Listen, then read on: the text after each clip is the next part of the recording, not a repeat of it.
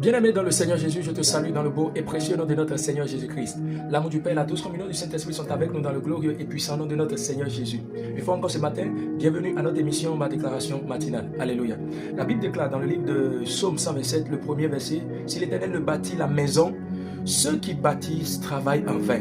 Si l'Éternel ne garde la ville, celui qui garde la ville la garde en vain. En vain vous vous levez le matin, vous vous couchez tard, et vous mangez le pain de la douleur. Il en donne autant à ses bien-aimés pendant leur soleil. Il le donne à ses bien-aimés pendant leur soleil. Et ce matin, je veux parler à quelqu'un de la bénédiction de l'Éternel. Laisse-moi te dire que la bénédiction de l'Éternel doit précéder tout ce que tu fais. J'ai déjà vu par la petite expérience que j'ai de la vie, des gens qui sont intelligents, des gens qui se battent bien, mais qui finissent avec des peines de douleur, qui finissent dans l'endettement, qui finissent dans des difficultés, qui finissent dans des problèmes. Alléluia. J'ai déjà vu des gens qui se sont mariés, espérant que le mariage sera vraiment quelque chose de bien heureux pour eux, mais au milieu du mariage, ils ont été confrontés à des situations au point où actuellement ils ont divorcé. Mais laisse-moi te dire, la Bible déclare que seule la bénédiction de l'Éternel enrichit et n'est suivie d'aucun chagrin. Et quand on parle de la bénédiction de l'Éternel, ne pense pas directement même à l'argent. Non, la bénédiction de l'Éternel, bien-aimé, c'est l'esprit de la grâce de l'Éternel qui accompagne quelqu'un dans tout ce qu'il fait.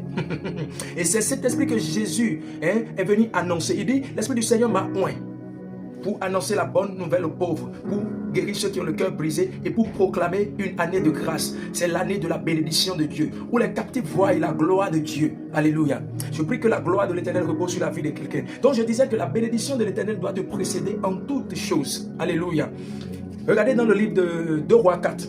Le mari de cette femme sunamite, qui était l'un des fils, qui était prophète, l'un des fils du prophète Élisée. La Bible déclare qu'il craignait même Dieu, mais qu'il est mort dans l'endettement. Bien-aimé, ce n'est pas parce que tu crains Dieu, bien-aimé, que certaines choses ne peuvent pas t'arriver. Tu peux bien craindre l'Éternel, mais pourtant vivre dans des chaînes.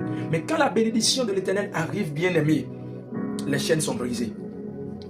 Et je prie maintenant pour quelqu'un ce matin, je déclare, décrète au nom de Jésus, dans tout ce que tu entreprends en cette saison, que la bénédiction de l'Éternel t'accompagne. Que la gloire de l'Éternel repose sur ta vie.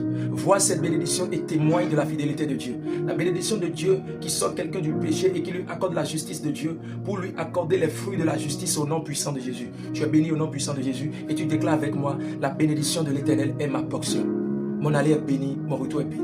Au nom puissant de Jésus. Shalom.